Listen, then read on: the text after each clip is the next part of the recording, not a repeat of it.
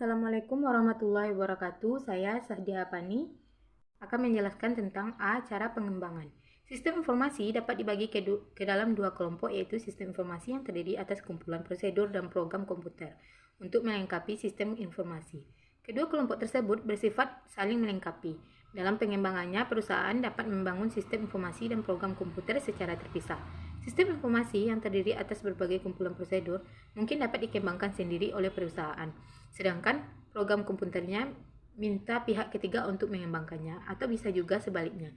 Perusahaan mengembangkan sendiri program komputernya dan meminta konsultan untuk mengembangkan sistemnya. Cara mendapatkan sistem informasi yang membangun sistem sendiri. Perusahaan membentuk tim pengembangan sistem dan tim inilah yang akan mengembangkan sistem yang diperlukan. Apabila tidak ada anggota tim yang cukup kompeten, perusahaan dapat meminta orang luar untuk mendampingi tim internal. Bahkan perusahaan juga dapat menyerahkan sepenuhnya kepada pihak eksternal untuk mengembangkan sistem yang diperlukan. Kebaikan sesuai dengan kebutuhan, kelemahan kurang profesional dan pengalaman kurang uji coba. Yang B, membeli sistem. Sistem yang sudah jadi ini bersifat sudah siap untuk dipakai. Sistem dan program ini disebut turnkey system. Disebut turnkey system karena seperti orang membeli rumah, pengguna tinggal memutar kunci dan masuk rumah. Kebaikan siap pakai, cepat, profesional. Kelemahannya belum tentu bisa cocok dengan kebutuhan perusahaan. Yang C, memesan kepada perancang sistem atau sistem designer. Sistem pesanan ini sering disebut tailor-made atau customized system. Sistem ini dibangun khusus untuk perusahaan atau organisasi yang memesannya, sehingga dijamin sesuai dengan kebutuhan perusahaan. Kebaikannya profesional sesuai kebutuhan perusahaan. Kelemahan lama dan membosankan. Yang D, meminta pihak luar yang bergerak di bidang sistem informasi untuk mengolah data perusahaan. Cara ini disebut dengan outsourcing atau alih daya. Manajemen perusahaan hanya perlu menyerahkan data kepada pihak luar. Oleh pihak luar, data akan diolah dan hasil pengolahan data akan diserahkan kepada manajemen perusahaan. Kebaikan profesional siap pakai. Kelemahan relatif mahal, perusahaan tergantung kepada perusahaan lain. Metode pengembangan sistem dengan SDLC. Metode yang banyak digunakan dalam pengembangan sistem informasi adalah SDLC atau siklus hidup pengembangan sistem. Menurut Kroenke, tahun 2012 terdapat 6 langkah pengembangan sistem informasi. Yang pertama, perencanaan. Pada tahap paling awal ini, manajemen menentukan strategi informasi yang akan dimanfaatkan oleh perusahaan. Informasi ini harus disesuaikan dengan tujuan bisnis yang ingin dicapai oleh perusahaan. Misalnya, berusaha menetapkan untuk menyediakan aplikasi mobile agar omset penjualan dapat ditingkatkan secara signifikan. Tujuan bisnisnya adalah meningkatkan penguasaan pasar. 2. Pada tahap analisis, manajemen perusahaan mengidentifikasi masalah yang ada atau menciptakan masalah baru. Masalah yang ada misalnya dalam menurunnya penjualan dari bulan ke bulan, atau semakin seringnya terjadi kemacetan produksi karena kerusakan mesin. Menciptakan masalah baru misalnya perusahaan ingin membuka cabang atau akan membuat produksi baru. Yang ketiga, desain. Rancangan atau desain sistem adalah tahap untuk merealisasikan usulan yang dihasilkan pada tahap analisis. Tahap ini dilakukan oleh perancang sistem, tergantung kepada rumit tidaknya sistem yang dirancang. Pada tahap ini, berbagai pekerjaan dilakukan antara lain. Yang pertama, merancang berbagai prosedur. Yang kedua, merancang struktur organisasi yang akan terkait dengan suatu transaksi atau pekerjaan. Ketiga, merancang berbagai dokumen input maupun output. Keempat, merancang susunan jaringan komputer. Kelima, merancang basis data yang akan digunakan dalam sistem. 4. Implementasi. Tahap implementasi adalah tahap menjalankan sistem yang baru saja dirancang. Yang kedua, pemasangan berbagai perangkat komputer, pesawat fax, cash register, dan lain-lain. Yang ketiga, pelatihan kepada para pemakai sistem maupun para penerima informasi sistem. Selanjutnya, bila mana perlu, perancang sistem akan mengadakan perubahan kecil atas perancang metode implementasi. Ada 3, yaitu metode langsung, metode bertahap, metode paralel. Pengujian dan pengintegrasian. Setelah sistem dirancang dan diterapkan atau diinstal, tahap berikutnya adalah mencoba menjalankan sistem dalam kondisi sesungguhnya. Yang keenam, operasi dan perawatan. Tahap paling akhir dalam pengembangan sistem adalah penggunaan sistem. Apabila sudah diuji coba dan diterapkan ternyata sistem baru dapat berjalan dengan baik, maka manajemen akan memutuskan untuk menggunakannya. Nah, risiko pengembangan sistem. Risiko pengembangan sistem informasi di dalam sebuah perusahaan bukannya tanpa menghadapi risiko, justru sebaliknya. Pengembangan sistem sangat rentan menghadapi berbagai kendala baik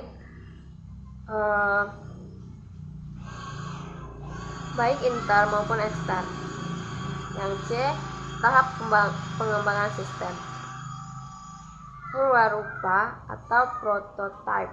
Dalam metode ini, manajemen bisa dengan bantuan perancang sistem mengembangkan sistem untuk diterapkan pada skala terbatas. Yang kedua, pengembangan oleh pemakai akhir atau end user. Dalam kondisi tertentu, pengembangan sistem tidak dapat dengan segera dilakukan oleh perancang sistem. Karena itu, perusahaan hanya memberikan garis besar sistem yang diperlukan dan pemakai diperkenalkan mengembangkan sendiri. Ketiga, perbantuan case alternatif pengembangan sistem yang perlu dipertimbangkan oleh manajemen. Ada pengembangan sistem terbangun komputer atau istilah lainnya adalah computer engineering, disingkat CASE. Pengembangan sistem dilakukan perancang dengan memanfaatkan program komputer yang memang ditunjukkan untuk metode pengembangan aplikasi.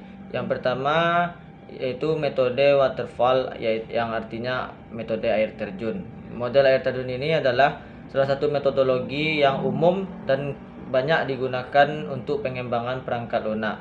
Metode ini mengklarifikasi proses pengembangan perangkat lunak dan dalam aliran sekuensial linear, berarti bahwa setiap tahap sampai tahap akhirnya, tahap 1, 2, 3 sampai tahap akhirnya. Itu metode dari waterfall. Selanjutnya yang kedua, metode prototype, yaitu purwarupa. Artinya metode prototype ini adalah proses pengembangan perangkat lunak yang memungkinkan pengembang hanya membuat prototype solusi untuk menunjukkan fungsi kepada klien dan melakukan modifikasi untuk mengembangkan perangkat lunak yang diperlukan. Modelnya ada dalam slide yang dalam video ini. Selanjutnya yang ketiga yaitu metode Agile atau Tangkas. Agile Software Development adalah sebuah pendekatan yang digunakan untuk merancang proses manajemen perangkat lunak yang disiplin, yang juga memungkinkan beberapa perubahan yang sering terjadi dalam proyek pengembangan. Yang keempat, metode Rapid Application Development atau disingkat dengan RAD adalah metodologi yang efektif untuk mengembangkan aplikasi yang lebih cepat dan lebih tinggi kualitasnya daripada metode lainnya atau aplikasi lainnya dalam mengembangkan perangkat lunak. Lalu yang kelima yaitu metode Dynamic System Development Model. Ini adalah metodologi pengembangan perangkat lunak yang awalnya berbasis metode rapid yang aplikasi tadi. Lalu metode ini melakukan pendekatan iteratif dan inkremental yang melibatkan pengguna secara terus-menerus. Tujuan utamanya adalah untuk memberikan sistem perangkat lunak yang tepat waktu dan sesuai dengan anggaran. Itu model yang bagus. Lalu yang keenam yaitu metode spiral, adalah model canggih yang berfokus pada identifikasi awal dan pengurangan risiko proyek. Dalam metode pengembangan perangkat lunak ini, pengembangan mulai dari skala kecil, kemudian mengeksplorasi risiko terlibat dalam proyek, lalu sampai ke skala yang lebih besar lagi. Itu metode dari pengembangan. Baik, poin yang E, aplikasi pengembangan aplikasi. Pengembangan perangkat lunak ini biasanya dikerjakan oleh seorang programmer. Program komputer terdiri atas beberapa komponen, misalnya saja alur kerja program, tampilan layar yang terdiri atas layar belakang dan menu, ikon dan tombol-tombol, formulir dan jendela di layar, basis data, koneksi ke jaringan. Itu beberapa. Karena komponen aplikasi cukup banyak, biasanya pengembang aplikasi dikerjakan oleh orang-orang atau suatu tim penulis program yang terdiri dari beberapa orang, masing-masing menjalankan fungsinya masing-masing. Lalu misalnya saja ketua tim, kerjaannya yaitu mengkoordinasikan pekerjaan dan penugasan pada seluruh anggota. Lalu analis sistem, yaitu orang yang bertugas untuk menerjemahkan kebutuhan pengguna ke dalam sistem aplikasi. Lalu perancang basis data. Lalu penulis program yang bertugas untuk menuliskan baris-baris program dengan bahasa komputer. Lalu penulis dokumentasi, yaitu orang yang bertugas mendokumentasikan semua hal yang berkaitan dengan pengembangan aplikasi, mulai dari diagram, aliran program, kamus data, struktur basis, kode program, dan lain-lain sebagainya. Proses pengembangan aplikasi dapat berlangsung lama dan hitungannya bisa berbulan-bulan hingga bertahun-tahun, tergantung dari besar kecilnya masalah yang dibuat dalam programnya. F yaitu metode pengujian aplikasi. Perangkat lunak atau aplikasi yang baru saja selesai dirancang sebaiknya jangan dipakai dulu, tetapi harus diuji dengan seksama. Pengujian ini dilakukan untuk memastikan bahwa aplikasi yang dikembangkan sudah sesuai dengan kebutuhan. Selain itu juga harus bebas dari berbagai kesalahan atau penyimpangan, agar tidak merugikan perusahaan secara keseluruhan. Metode pengujian aplikasi itu ada yang langsung menguji jalannya program dan ada pula yang mengaji fungsinya program tanpa menjalankan programnya. Yang pertama yaitu black box testing. Pengujian black box atau kotak hitam adalah metode pengujian perangkat lunak yang mengaji fungsionalitas aplikasi tanpa melihat ke dalam struktur internal atau cara kerja aplikasinya. Metode pengujian ini dapat diterapkan secara virtual ke setiap tingkat pengujian perangkat lunak, integritas sistem, dan penerimaan. Misalnya saja pengujian sistem informasi penjualan kredit dapat dilakukan mulai dari prosedur menginput data, pembelian, dilanjutkan dengan evaluasi terhadap input data di faktur penjualan, hingga menu penagihan dan pembayaran. Kalau fungsi-fungsi tersebut sudah ada semua, sistem dapat dianggap sudah lengkap dan tinggal diuji secara white box. Yang kedua, white box testing. Pengujian white box atau juga dikenal sebagai pengujian kotak kaca, pengujian kotak transparan, atau pengajian struktural adalah metode pengujian perangkat lunak yang menguji struktur internal atau cara kerja satu aplikasi yang bertentangan dengan fungsinya, yaitu kotak hitam pengujian. Nah, dalam kotak putih menguji perspektif internal sistem serta keterampilan pemrograman digunakan untuk merancang kasus yang diuji. Penguji memilih masukan untuk melatih jalur melalui kode dan menentukan keluaran yang sesuai. Ini sama dengan pengujian node dalam rangkaian. Misalnya in-circuit testing atau TIK. Pengujian white box dapat diterapkan pada unit integritas dan integrasi dan tingkat sistem dan proses pengujian perangkat lunak. Meskipun pengujian tradisional cenderung menganggap pengujian kotak putih seperti yang dilakukan di tingkat unit, namun digunakan untuk pengujian integrasi dan sistem lebih sering hari ini dapat menguji jalur dalam satu unit. Maka